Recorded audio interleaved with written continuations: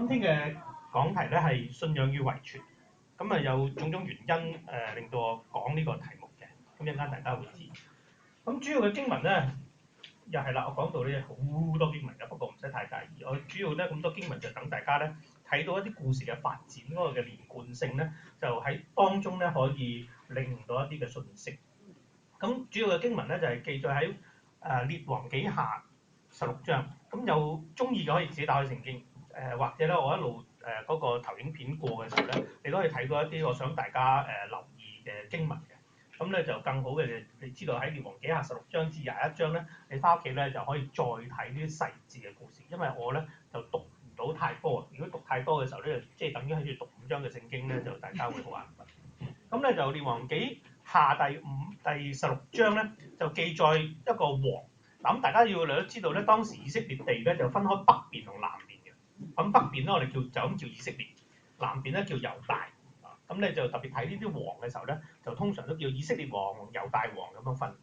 咁第16章咧，大家可以揭開啦，我亦都投影片嗰處會有打出嚟嘅。咁咧就第1節開始到第4節咧，就記載有一個王。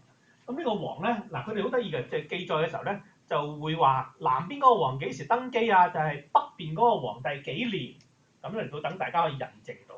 咁到北邊嗰個王有新嘅王登基嘅時候咧，又話南邊嗰個王咧邊個第幾年就去到係佢登基啦，咁即係互相嚟到去對應嘅。咁咧就記載呢一個嘅王亞哈斯登基嘅時候咧，就係北邊嗰個利瑪利嘅兒子比加17年，即係北邊嗰個王做咗17年啦。喺呢個時候咧，猶大王約坦個仔就叫做亞哈斯，咁大家要記住呢個名咯喎。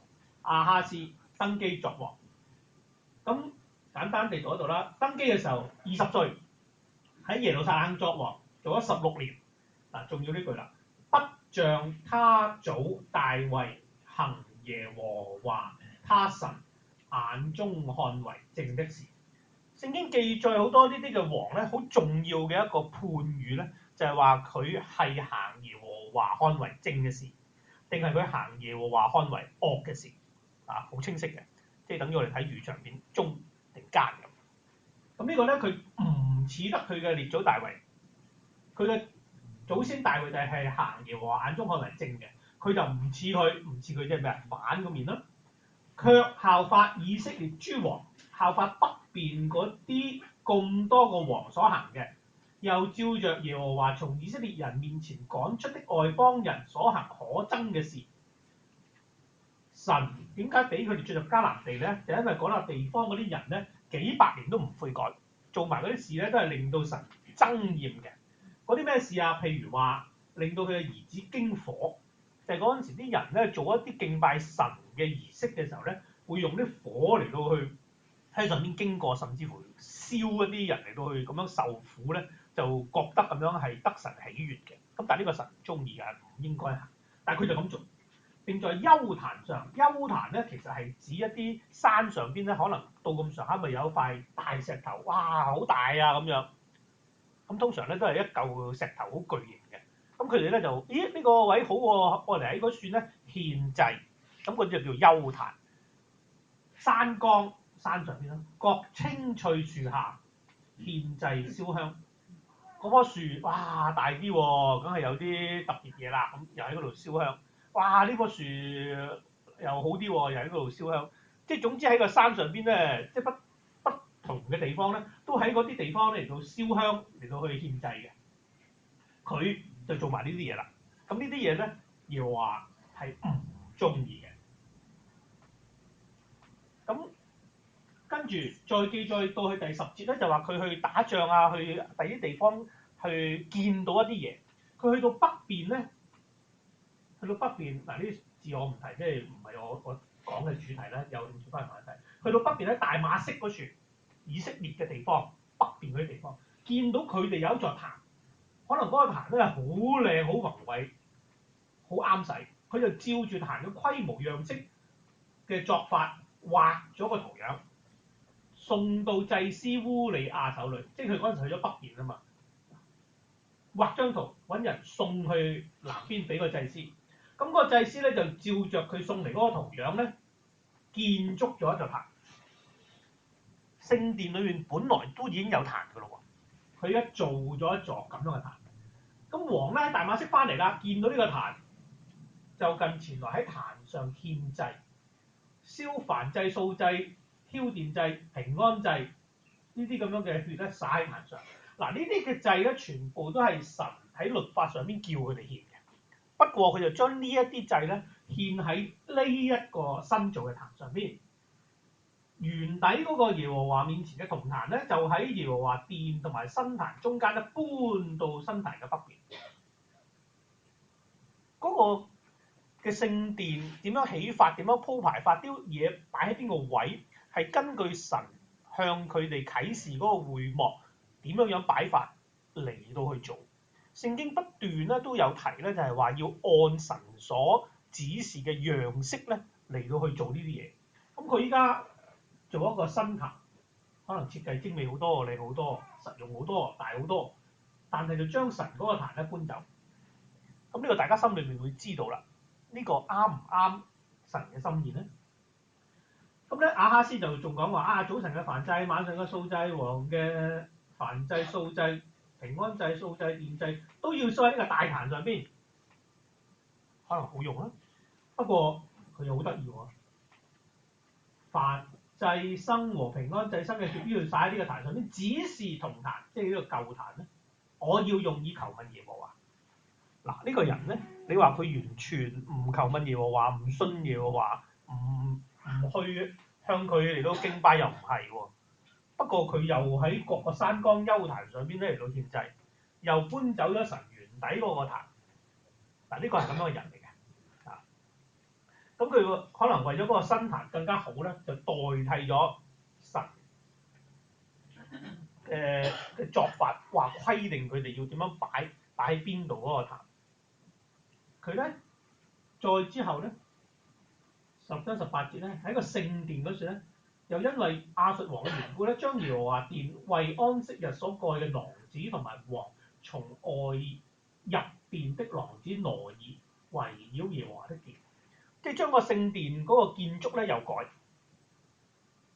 嗱，聖殿嗰個建築嗰個廊子咧，根據聖經所講咧就資料唔多，有可能嗰個嘅作法咧唔係神起初嗰個會幕規定，因為起初嗰個會幕咧就冇周圍一啲廊子咧，即係有蓋走廊啊，嚟到去俾佢哋用噶嘛。咁佢改咧都無可厚非，但係佢係因亞述王嘅緣故，因住一個外族好強大，依家喺差唔多伊拉克北部嘅地方嘅王，好強大勢力嘅緣故咧，因着佢咧就改動。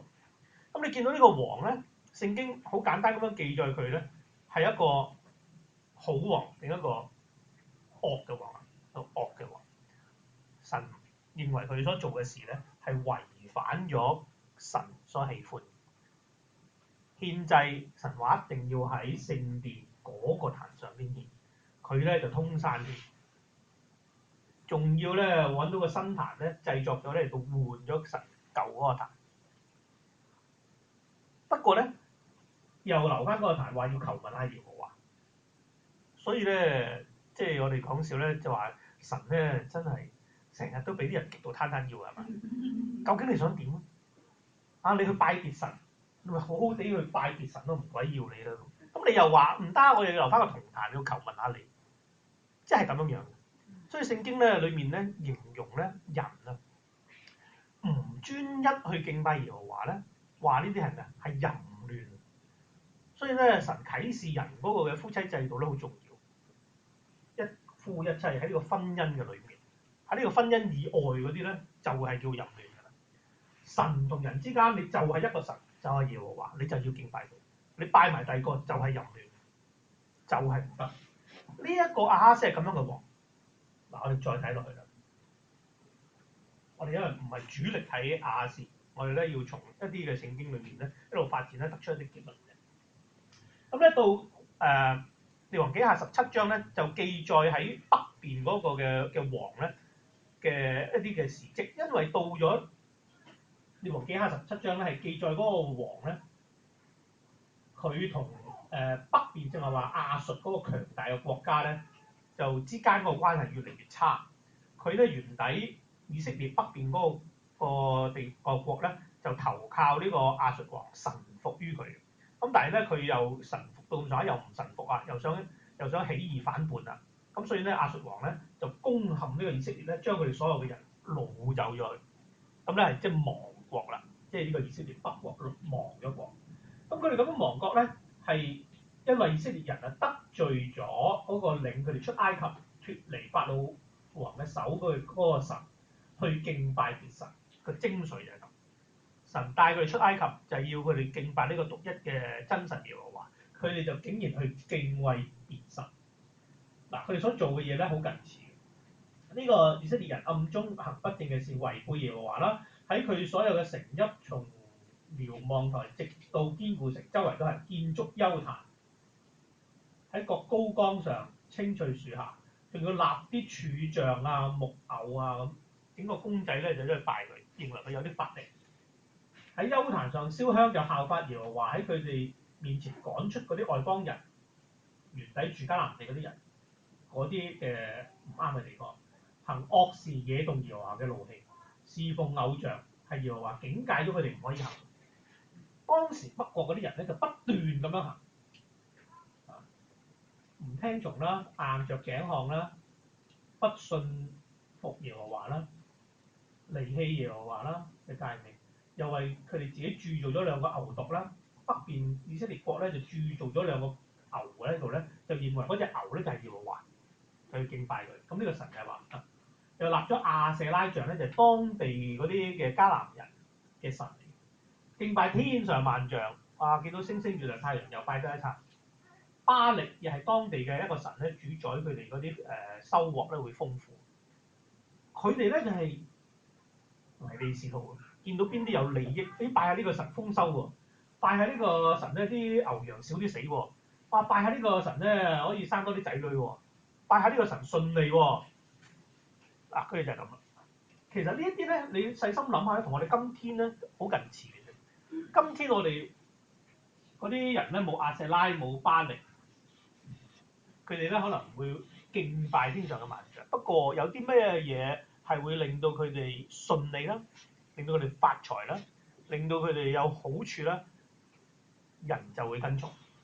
嗰啲相等於當時嘅呢啲偶像，特別係做一啲嘅事，神唔喜歡嘅。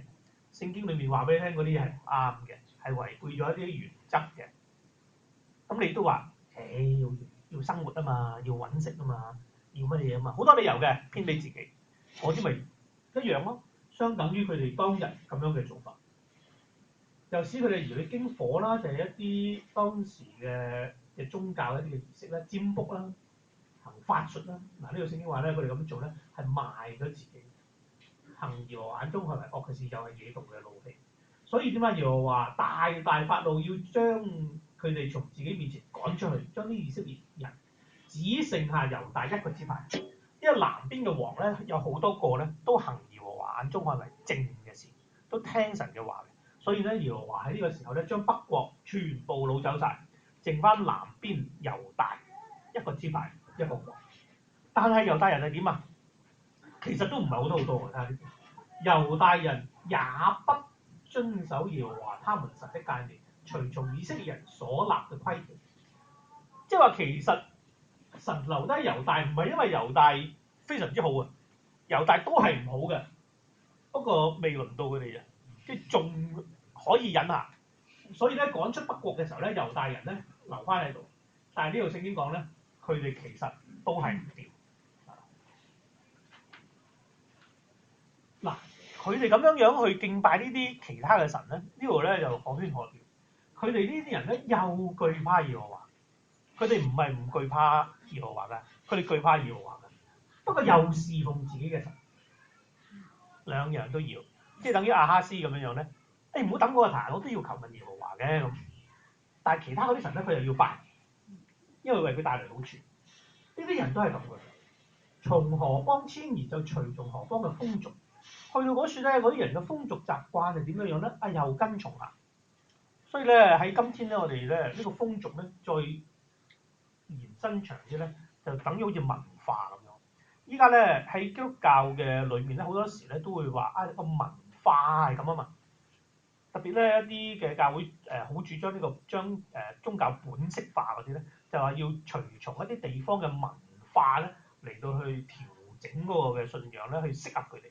嗱咁呢個咧就有好多討論空間嘅，因為話邊一啲係可以做去遷就，邊一啲係唔可以遷就要企硬咧，係需要好細心嚟到去做。不過重要嘅就係話呢度睇出咗咧，佢哋因着自己嘅利益咧，佢哋就去侍奉自己嘅神。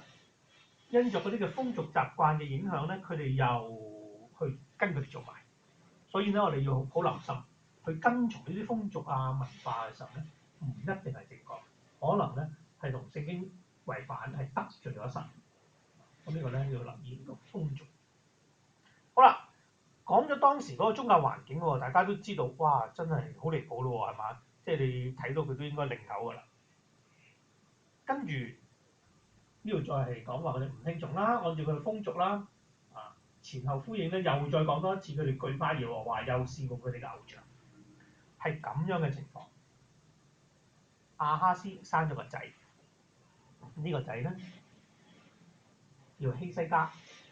嗱，呢希西家咧就行耶和華眼中看為正嘅事，效法佢嘅祖大衛一切所行的，佢就廢去咗邱壇，毀壞咗啲柱像，砍下啲木偶，打碎咗摩西所做嘅銅蛇，因為嗰陣時咧以色列人咧向呢個銅蛇燒香，哇，好厲害啊！呢個希西家，之前嗰啲哇種落咗咁多嘅呢啲麻煩嘢，佢全部廢晒佢。希西家咧叫嗰個銅蛇做銅塊。希西家依靠耶和華以色列嘅神，在他前後的猶大列王中沒有一個及他的。呢句咧即係佢考第一嘅。前即係包括埋大衛、所羅門喎，後佢之後嘅所有嘅猶大列王喎，都唔夠佢咁倚靠耶和華，係咪考第一啦？非常之好。但係佢個爸爸咧係極度行惡，耶和華咧即係非常之唔中意佢，生個仔就偏偏咁。佢專靠耶和華，仲要總不離開，緊守耶和華所吩咐摩西嘅誡命，好唔好啊？呢個不過咧，聖經咧真係好奇怪，真係記載佢完全冇缺點嘅人咧好少。咁咧就大衛上一次講過啦，都有佢好明顯嘅罪犯咗。咁呢個希西家又點咧？難道佢真係完美？咁我哋知道咧，佢有啲嘢嘅。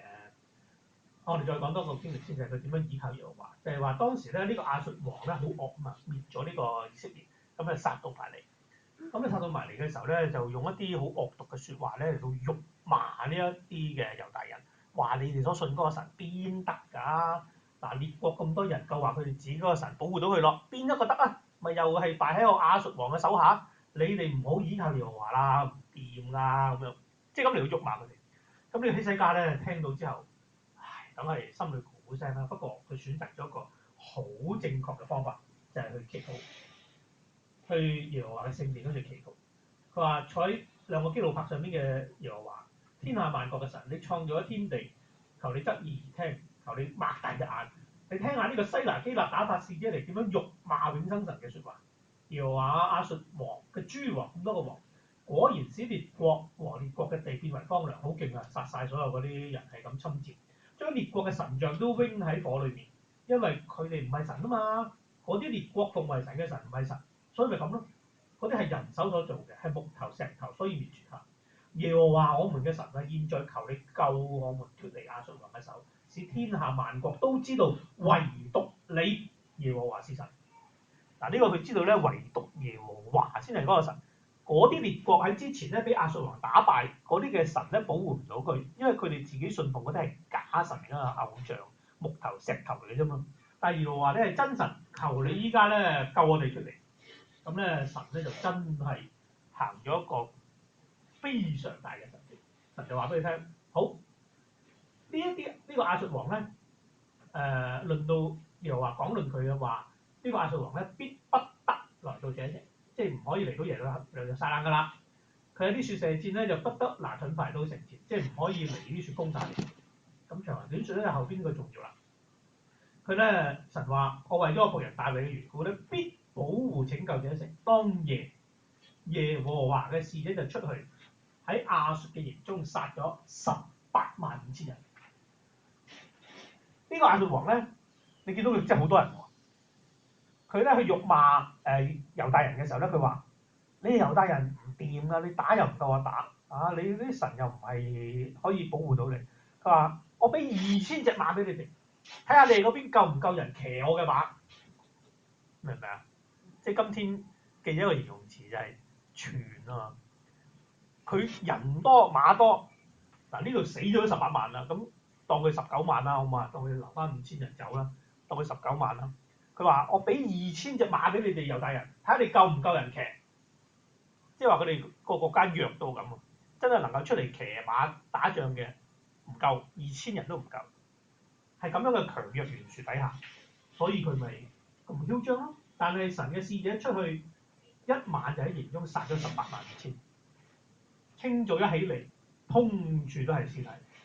呢個亞述王西拿基立咧，英明啊，即刻走啦，翻去俾你哋。神為希西家做咗個咁大嘅神蹟，幫助咗佢，因為佢真心嚟到信靠耶和華。希西家到晚年都要死噶嘛，係咪？你記得耶和華喜愛嘅時候，呢個肉身都會衰殘，都要死㗎。咁所以佢咧就病得要死啦。先知咧，以賽亞就同佢講：啊，耶和華同我講，你留下你嘅遺命啦，俾你嘅屋企人啦，因為你必定死㗎啦，活唔到啦。好清晰啦。希西家咧好得意，轉念朝牆，禱告神，又話求你紀念我喺你面前點樣完全嘅心，按誠實行事，又做到佢眼中看為善的。希西家就痛哭。嗱，呢度咧聖經冇一個好判語話佢咁樣做係啱定唔啱。咁但係咧喺嗰個形容嗰處咧，我哋就可以睇到啊。以賽亞就出嚟，未到院中的耶和華就同佢講，佢話：你翻去話俾希西家聽，我聽咗佢祈禱啦，亦都看見咗希西家你嘅眼淚，我必醫治你。神應承醫好希西家。到咗第3日咧，你就會上耶和華嘅殿㗎啦，好快好翻嘅。我加增你嘅壽數15年，又救你同埋呢個城咧脫離亞述王嘅手。我為我自己同埋大衛嘅緣故咧，必定保護呢個城。希西家呢個祈禱咧，神咧用咁樣嚟聽咗佢，增加佢壽數15年。嗱，我哋不評論佢好壞先嚇，即係呢個係事實，就咁樣發生咗啦。咁佢又有個仔㗎，咁佢個仔咧，佢終於都死咗。登位嘅時候咧，佢個仔幾多歲啊？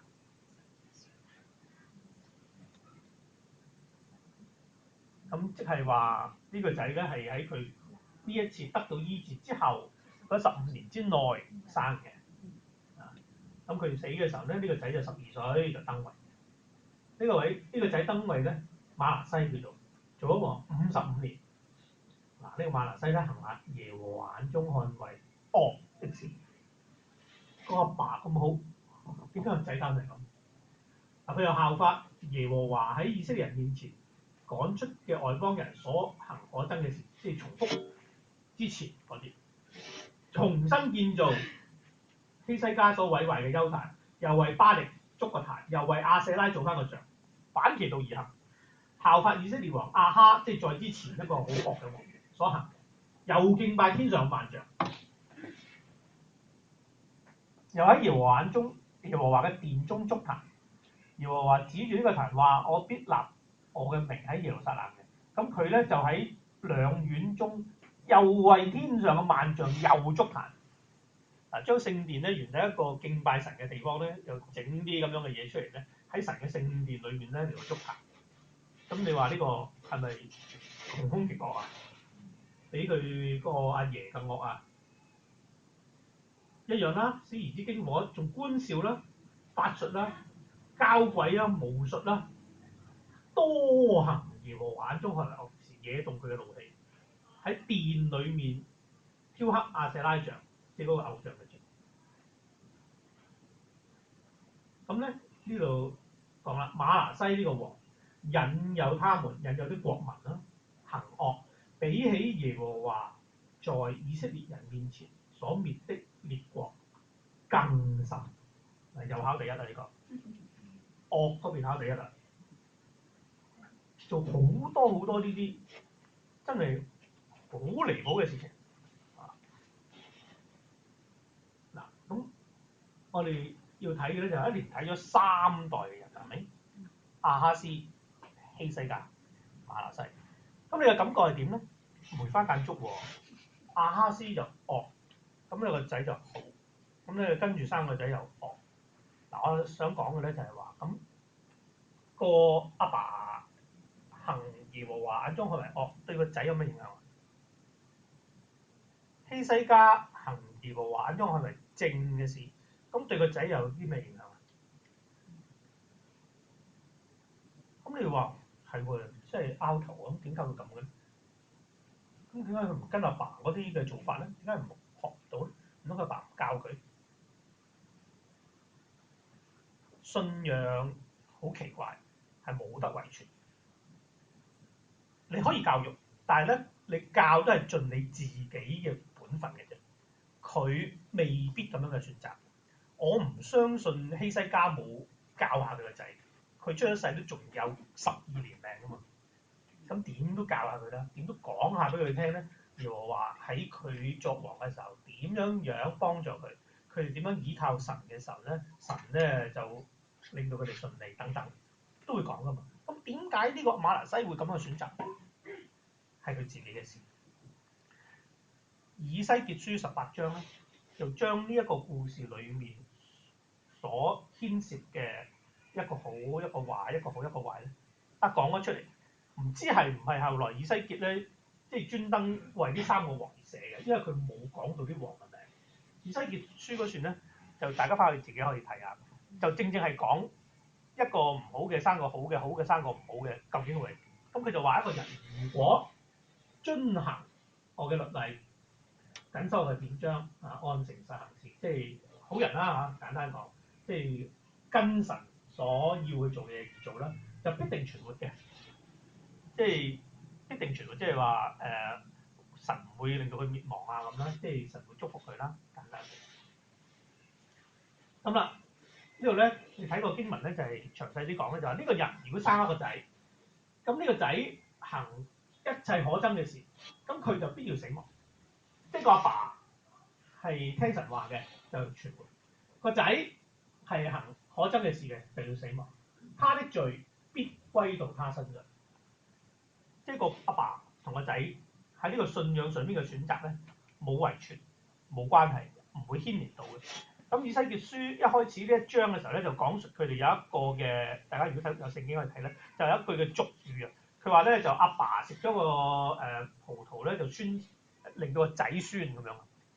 個仔咧酸親，係嘛？即係阿爸做咗嘅事咧，就令到嗰個仔咧嚟到去承受咗。即係有一句咁嘅俗語。咁嗰個俗語嘅意思即係話上一輩所做咗嘅事咧，就後一輩去承擔。但係神話冇呢件事，以西結書18章大家翻去一定要睇，冇呢件事。呢句俗語咧再唔可以咁樣講啦，因為咧一個好嘅人遵從我嘅命令嘅，生咗個仔如果行惡咧，佢自己要死，佢嘅罪要歸到佢自己嘅身上。咁但係如果呢個人又生咗個仔，咁呢一個仔咧就唔會去害啲貧窮人啦，即係做嗰啲惡事就唔做嘅，就順從我嘅典章，遵行我嘅律例嘅，咁佢就唔會因為父親嘅罪孽死亡喎，就會存活嘅。一個好，一個差，一個好，即係中間嗰個又累唔到個阿爸，又累唔到個仔，係自己獨立承擔。咁呢個以西結書18章好重要咧，就講出咗呢個咁樣嘅次序咧，就係話人咧就為自己嘅罪承擔。嗱，咁剛才講咧就佢生出嚟係咁，或者佢選擇係咁啦。嗱，咁你仲要多一個諗法咧，就係話咁人會變喎。咁如果原底好變壞咁又點咧？咁嗱，呢度有講。講咗調翻轉啲惡人先，本來係惡人嚟嘅。嗱，咁喺佢未死之前咧，點解我哋成日要傳福音，叫啲人快啲悔改咧？啊，就係呢個好重要。就算你係惡人，罪惡滔天，你若回頭離開你所做的一切罪惡，變成咗個謹守我一切律例、行正直合理嘅事，他必定存活，不致死亡。他所犯的一切罪過都不被紀念。所行嘅義，因住佢所行嘅義咧，就要存活。惡人如果變翻好，遵守神嘅話嚟到去行嘅時候咧，佢會存活。咁仲有一個可能性出現喎，原底好人變惡咧。咁咧神點講咧？佢話惡人死亡唔係我喜悅嘅，我喜悅佢回頭離開佢所行嘅道而存活，呢個先至有真正嘅意思。不過如果一個義人轉離佢嘅義行去作罪孽咧，照住惡人所行一切可憎嘅事而行咧，佢豈能存活嗎？佢所行嘅一切義都不被紀念啊！之前行所有嘅義都不被紀念，因為佢轉離咗，依家變成咗去行惡啦。佢必因所犯的罪、所行的惡死亡。所以咧，如果一個人佢係一個遵守神嘅道嘅人，後來轉惡咧，佢會滅亡。咁喺今天嘅説話裏面咧，就話我哋都會見到有啲人咧，雖然我哋咧唔能夠去作一個最準確嘅審判，但係我哋會睇到咧，哇嗰個人先前信主喎，收尾唔知咩事咧，拋棄咗佢嘅信仰，依家變成咗唔信嘅人啦。哇，仲做埋嗰啲事咧，連好多不信嘅人都根本上唔會做嘅，為非作歹啊咁樣。咁佢之前係話過信耶穌㗎咁我哋咧就要起碼都擺個問號啦，將個權咧交翻俾神，因為好懷疑佢起初嗰個嘅信係唔係真係信，明白？因為咧喺新約裏面講過咧，就係如果一個人佢真係信耶穌咧，神咧會保守佢咧，唔會失落。所以我哋咧就有話一次得救，永遠得救呢個嘅講法。但係一個人如果佢咁樣嘅改變咧，我哋就會好懷疑佢起初嗰個所謂信耶穌係咪真？不過你冇人知，神先知。但係如果按舊約呢個咧，佢就會滅亡。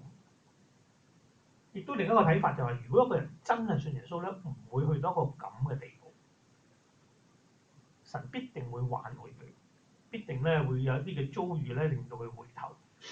咁我哋睇翻舊約呢處咧，就係呢啲惡人啊、好人啊咁。第一，一代與一代之間咧冇牽連，你可以去教育佢，但係咧佢點樣去選擇咧，其實都唔係因為你嘅教育。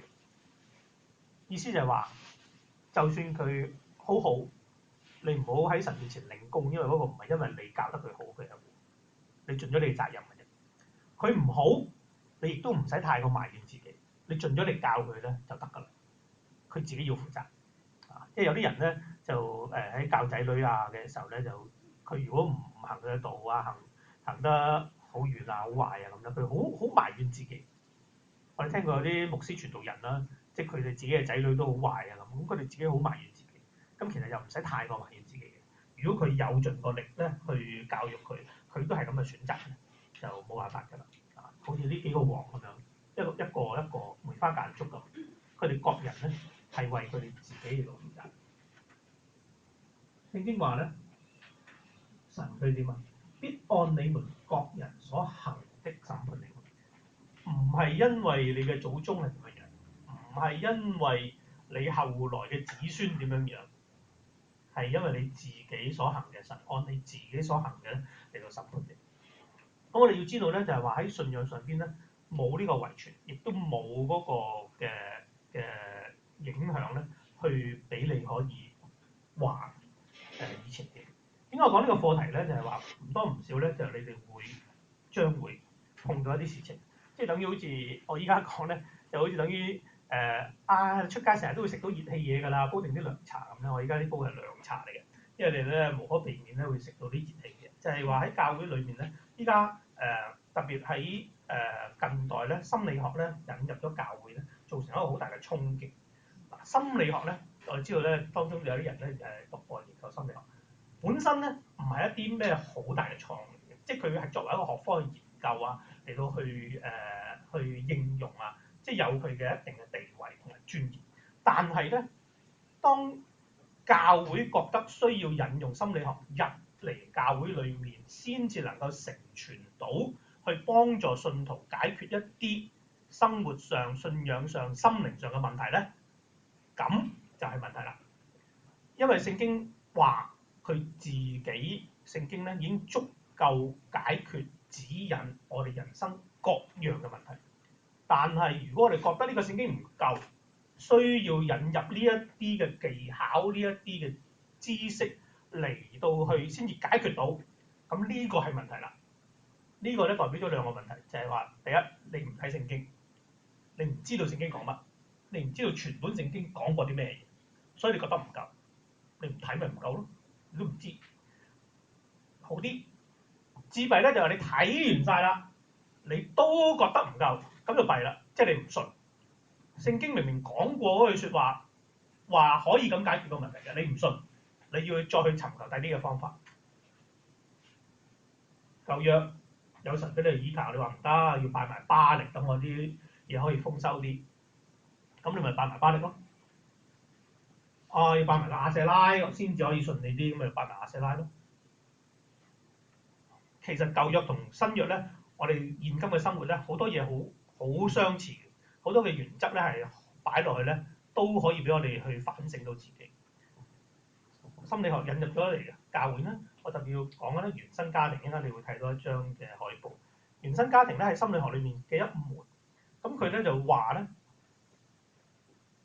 你要去尋索翻你嘅家庭裏面咩人傷害過你，可能咧你哋父母啦，可能你嘅阿姨啦，可能以前你屋企同你住過嘅人啦，可能你嘅家族裡面嘅阿爺啦，可能係3、4代之前咧，有啲嘅嘢咧影響咗你，你因着咁樣咧受傷害，以至到咧你今天咧就有啲咁樣嘅奇形怪狀嘅唔開心啊、孤僻啊、怪行為啊、等等，咁咧就話要追溯翻呢一啲嘅原生家庭對你造成啲咩嘅傷害，嚟到去解決到你心靈嘅問題。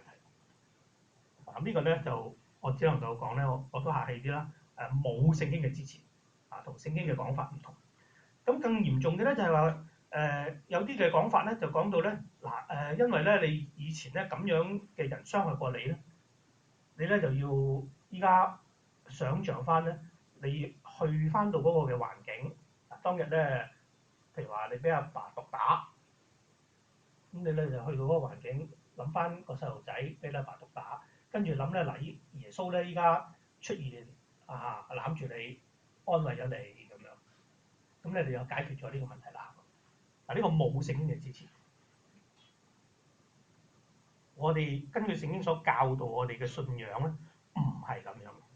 呢個咧係心理學教導嘅，咁所以我只能夠講心理學喺佢本身教會以外，可以係一門好獨立嘅專業。有啲人去到嗰處，經過咗呢啲嘅所謂嘅治療咧，佢可能感覺到好良好。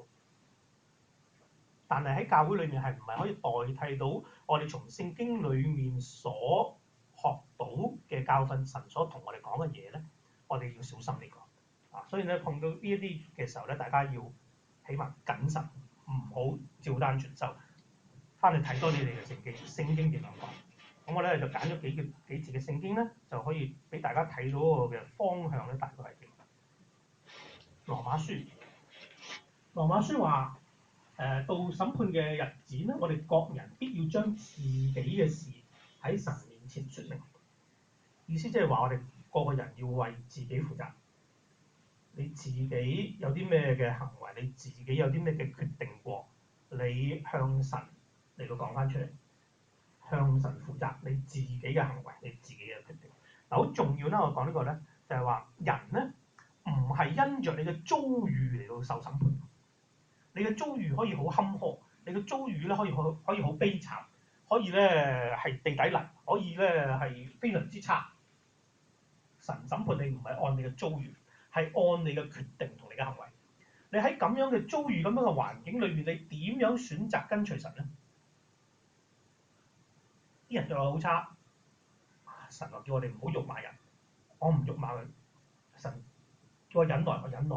嗱，呢個你係行出咗神嘅心意，神因着你呢個嘅決定，呢個行為咧會獎賞你，唔會因着你遭遇到咁悲慘嘅環境咧嚟到去審判你，唔係因着你嘅遭遇，你嘅遭遇係好風光，你係一個偉人，備受尊重等等，但係其實咧你係一個好陰險奸詐嘅人嚟嘅，神因着你嗰啲陰險奸詐審判你，唔會因着你好風光、好德高望重、好有社會上邊嘅建設嚟到去讚賞你，唔會因着你嘅遭遇去讚賞你，會因着你嘅決定同你嘅行為嚟到去審判你。我哋到咗嗰日咧，要將自己所有嘅事喺神面前説明。另一個我哋好常會記得，但係你係咪真係明白呢段聖經咧？你係咪真係去相信呢段聖經咧？聖經話我哋信咗主耶穌嘅人係點啊？保羅以自己嚟到做一個嘅例子，佢話我只有一件事啫，依家就係忘記背後，努力面前的，向着標竿直跑。忘記背後，咩叫忘記背後啊？我生喺一個好唔好嘅家庭㗎，阿爸咧又吸毒啊，阿媽咧就其實係妓女嚟㗎，我阿哥咧又黑社會阿頭啊，所以我呢個家庭咧，我係即係啲不良嘅影響咧，即係令到我咁樣啊。你信咗耶穌之後咧，就唔使講呢啲啦。你信咗耶穌之後咧，全部呢啲嘢你忘記晒佢，忘記背後，努力面前啊嘛。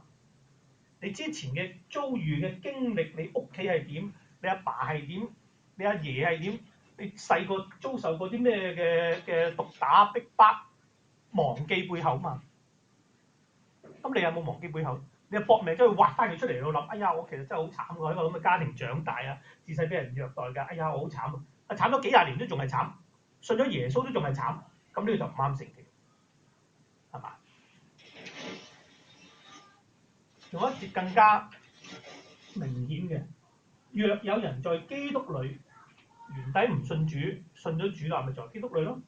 若有人在基督裏係點啊？他就是新造的人，舊事已過，都變成新的了。咁你就話，仲諗翻以前點樣悲慘，點樣受困苦，影響到你依家嘅信仰，唔關事嘅，係你自己唔肯放低，係你自己唔肯信呢個聖經。聖經話你信咗耶穌係基督裏，你就係新造嘅人啦。舊事過咗啦，變成咗新㗎啦，唔好再挖翻出嚟講。退一萬步，你真係要挖嘅咧，你再挖埋你傷害過啲咩人？你自細到大唔係淨係人傷害你㗎，你都傷害別人㗎嘛。咁你會真係挖翻晒你傷害過啲咩人嚟到去補飛咧？你又冇喎，就淨係話人傷害過你點就好着重嗰啲嘢喎。嗰啲唔啱聖經。聖經叫我哋忘記背後，聖經話俾我哋聽咧，舊事已過，都變成新的了。所以我哋一定要清楚聖經嗰個教導係點樣樣。坊間有好多嘅學問，本身可能佢好偉大、好有成就，但係當佢如果要引入教會代替你信仰上邊一啲嘢嘅時候咧，我哋就要小心。我哋要作出一個適當嘅選擇，邊啲先至係聖經所講嘅，邊啲先至係聖經所講我哋嗰個信仰應有嘅方向。忘記背後，努力面前，我哋係新造嘅人。咁所以希望咧呢一個能夠俾大家咧記住一啲嘅事例咧，呢幾個王佢嗰個嘅一代同一代惡與善之間嗰個選擇係獨立嘅，係佢哋自己。新約裡面嘅好多金句啊，真係都提醒我哋咧，就係以前嘅嘢忘記佢，依家係新嘅開始，喺基督裏全部都係新嘅。咁我哋有冇真係信聖經所講嘅？而係另一邊，我哋當碰到呢啲出邊所講呢啲嘢嘅時候咧，我哋要小心，翻嚟咧同聖經去比對，嚟到去以聖經作準啊！即係我哋唔能夠改變出邊好多嘅人，但係咧我哋自己嘅信仰咧係我哋自己負責，所以咧我哋要小心一啲。希望呢一個嘅信息咧，幫助大家咧去面對呢一啲嘅講法嘅時候咧，能夠有一個正確啲嘅睇法，而最終我唔能夠引用晒所有嘅經文啦，翻去睇多啲聖經，全本聖經嚟去睇嗰個嘅信息，教導我哋係點樣嘅方向，按嗰個而行，就唔好似嗰啲王咁樣咧，見到啲咩為我哋好似覺得有好處，就拜埋個巴力，拜埋個亞舍拉，拜埋個天上萬象嗰個銅壇，唔好等我仲要留翻嚟到求問神嘅咁。我哋嘅信仰係咪咁？還是我哋係單一跟從神、倚靠神，所有其他呢啲都唔要咧？即使嗰啲為你帶嚟好處，即使嗰啲真係為你帶嚟好處，你要唔要咧？我咧就曾經同一啲弟兄咧就講笑，唔係講笑，我咁樣用一個例子講，但係佢哋好似就唔係幾明我講乜嘢，希望你哋明。我就話嗱，依家咧六合彩我哋有講。嗱買呢個六合彩，我話俾你聽，嗱你買呢幾個係一定中嘅，你買唔買啊？係一定中，我冇講笑喎，係一定中嘅，咁你買唔買啊？咁就係咁啦。一個從咁樣嘅途徑而嚟嘅財富，你肯就得㗎啦，即係等於當日咧，即係呢個撒旦引誘耶穌咁，你肯咁樣咧就得㗎啦。咁你肯唔肯？係一定得嘅，咁你買唔買？我大家諗下呢個問題啊！如果你話買咧，你嚟揾我唔係俾6個 number 嚟，我即係再詳細研究下你嘅信仰。咁希望呢一個俾大家一個提醒咧，我哋一齊祈禱。真係天父，我哋感謝你，感謝你咧留下聖經，感謝你咧俾我哋咧嚟到明白聖經。求你咧俾我哋有個心咧，真係去勤力嘅去睇你嘅話。亦都有嗰個決心去跟從你嘅説話，無論我哋嘅境況去到點樣樣，我哋都願意跟從你，願意呢個心咧喺我哋裏面咧都係不斷嘅咁樣嚟到去燃燒，叫我哋咧唔好似一啲正話睇嘅經文咁樣咧，原底係義人嘅都走咗去行惡，求你咧保守我哋，保守我哋喺你嘅裏面，亦都咧借助今日嘅信息同經文咧提醒我哋咧有好多人嘅學問啊，所傳講嘅方向咧，都同聖經唔同嘅時候咧，我哋要小心。我哋咧只係相信聖經所講嘅，就按照嗰個嚟到去做，按照嗰個嚟到去信。求你咧俾我哋有咁樣嘅渴慕，亦都有嗰個嘅專一。多謝你聽我哋。